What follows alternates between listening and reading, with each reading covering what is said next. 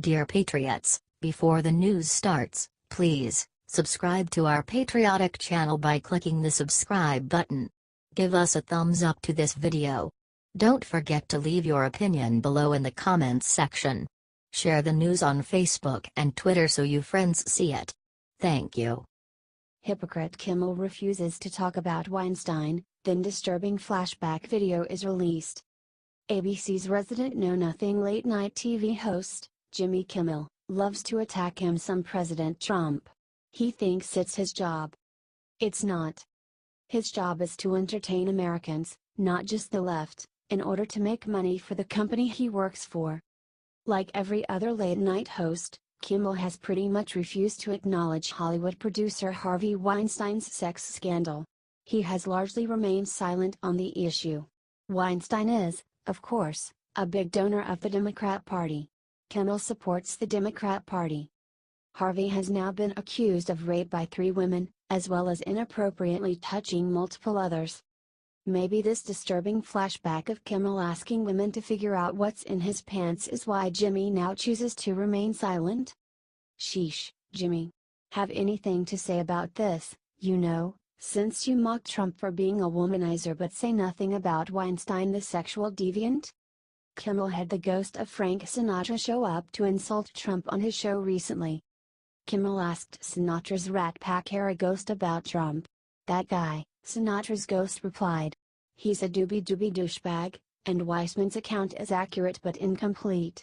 To illustrate his feelings, he sang a familiar song, aided by a friendly ghost. The NSFW parts are bleeped out, baby. Watch below. Peter Weber.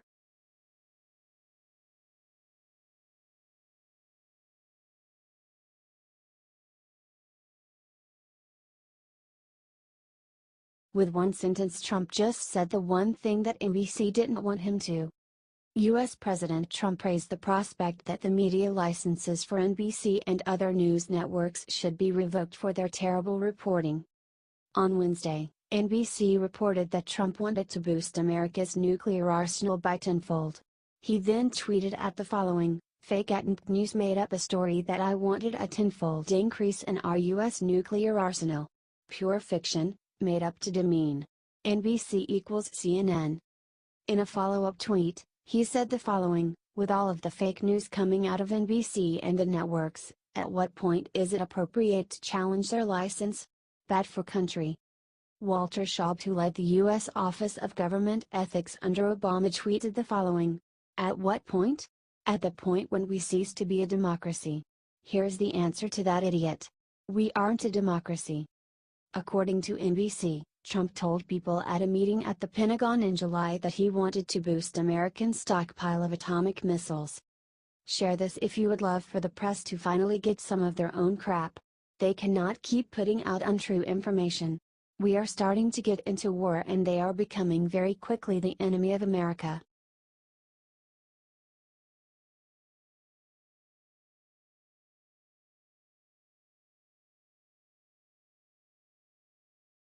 Cover-up Debbie Wasserman Schultz just got the worst news ever in House IT investigation. We have been reporting on Debbie Wasserman and her IT staffer, Imran Awan, and his colleagues, for some time now. It's a huge scandal and it's been remarkable how little the mainstream media has reported on it. It's finally getting some traction, however. Several House Republicans, all members of the Freedom Caucus, just held a meeting to interview witnesses about the ongoing investigation. Lou Krasiak of the Daily Caller told them, misinformation, in both directions, has flourished as a result of an extraordinary level of silence from official channels surrounding the falsified billing and cybersecurity breaches on Capitol Hill. There are reasons to suspect that this secrecy is not because vigorous action is being taken behind the scenes. Judicial Watch President Tom Fitton told them, "We allowed this group to run amok in the House, take all this data and move it around lack of interest from both House leadership and executive branch. This group is Pakistani Imran Awan and his family members who, among other things, made unauthorized access to a congressional server 5,400 times, as reported by the Washington Post. But you see how they poo-poo the whole thing and Wasserman Schultz's potential complicity. Pennsylvania Representative Perry, R., said this: "My concern is the wife goes, she's got 14 grand in cash. She's allowed to leave the country. And I'm just concerned that, we have a Justice Department, FBI, we have certain laws. I mean, you look at the Mueller investigation. Picking Manafort's lock in the middle of the night, drawing guns on him, his wife, for some white-collar infraction 3 or 4 years ago. I mean, that's like scorching the earth. If you're disgusted by the cover-up and glad someone is finally paying attention, please share." H.T. The Daily Caller.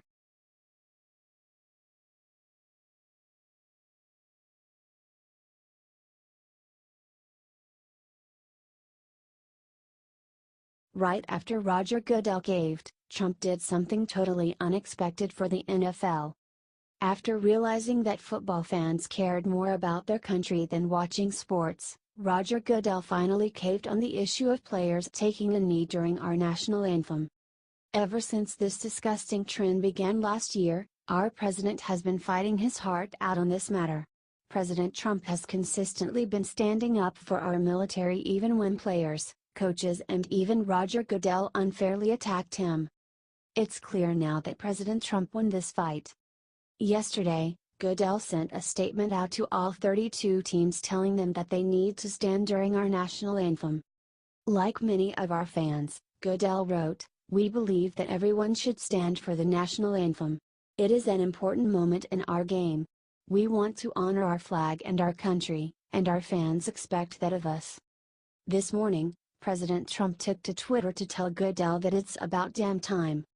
It is about time that Roger Goodell at the NFL is finally demanding that all players stand for our great national anthem, respect our country.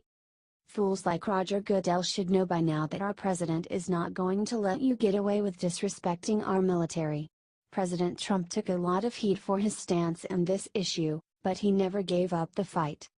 Maybe Roger Goodell will think twice next time before taking on our commander-in-chief.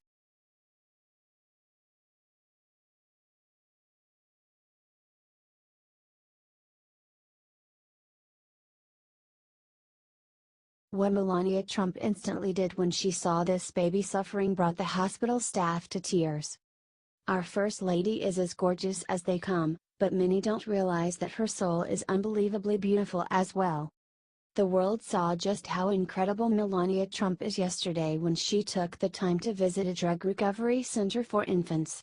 Lily's Place, the first of its kind in the nation, works with addicted mothers' newborns who are enduring the torment of drug withdrawal. There was one touching moment during the tour of the recovery center that even took the hospital staff by surprise. While everyone else was making their rounds, Mrs. Trump saw a newborn baby suffering in its crib. The sight must have been too much for her to bear because Mrs. Trump quietly separated from the group to tend to the baby.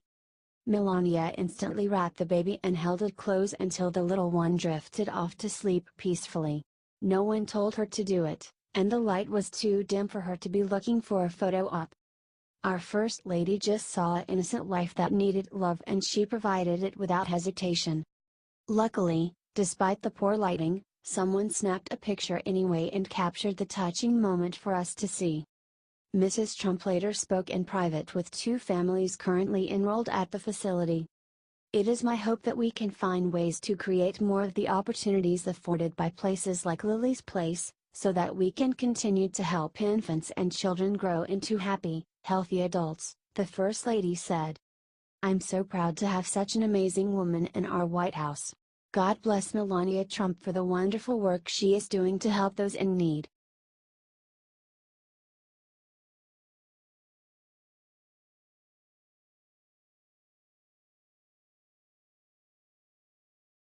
Backstabber Marco Rubio just did something awful for Trump's worst enemy.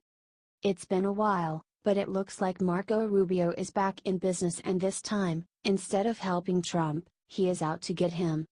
That's at least what it looks like from the voters' perspective after he flew out to Scottsdale, Arizona just to give a glowing endorsement of anti-Trump Senator Jeff Flake. The high-end lunch ran $100 to $500 per plate and was all praises for Senator Flake. Rubio was one of the leading voices in the choir. Flake has dedicated the last 2 years exclusively to opposing Trump. He even published a book this year called Conscience of a Conservative, which was essentially him attacking the president for ending the age of Bush Republicans. At this point, I would go as far as saying that John McCain is more of an ally for President Trump than Jeff Flake is, and McCain is not a friend of the president. Marco Rubio tries to play both sides of the field constantly. That's fine, let him do that. What we can do is get the word out and show the world Rubio's flopping around like a fish out of water.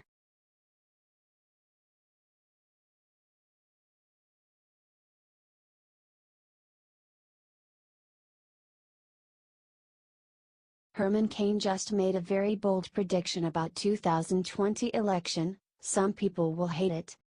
Successful businessman Herman Cain made a name for himself on the national political stage when he ran for president in 2008. Even though his bid was unsuccessful, the traction that Cain did get helped pave the way for outsider Donald Trump's victory 8 years later. Cain has been watching the current political situation closely, and just made a prediction about what the Republican Party is going to do in the 2020 election.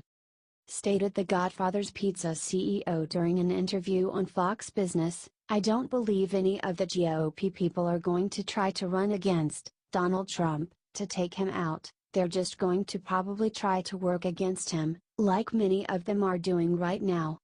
Cain says he is ready to help Trump win again in 2020, and that he has been keeping an updated list of Renos for the public's knowledge on his website.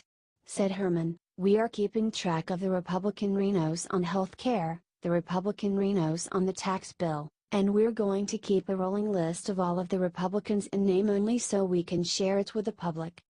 He went on, "Many of these Republicans, they believe that their constituency has short memories. Some of them do, but we don't, and we're going to make sure people know how, on these big issues, that the public cares about." Many of them did not support the president. Do you think Cain is right about the Republican establishment's plans for 2020?